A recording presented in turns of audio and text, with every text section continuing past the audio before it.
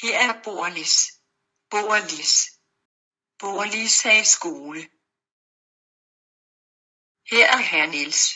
Herr Niels er lærer. Jeg kan alle tal, siger herr Niels.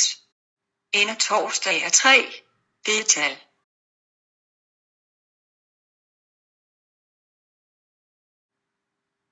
Sø regner vi, siger herr Niels. En anden. 2 er torsdag, siger herr Niels.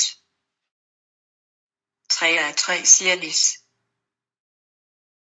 En lærer underviser kun 3 timer om dagen, siger Bo.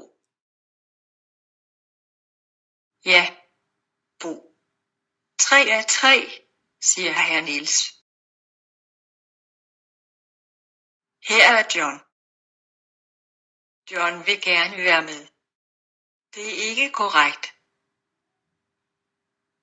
En lærer, der ikke har opgaver ud over det egentlige lærerarbejde, underviser som udgangspunkt over 25 lektioner om ugen, siger John. Jo, John. 3 er 3, siger herr Niels. 3, 3, 3. Herr Niels er klog. Han kan alle tal. John vil bare gerne være med. En god skole er hvad? Spørger Lis. 37, siger Bo.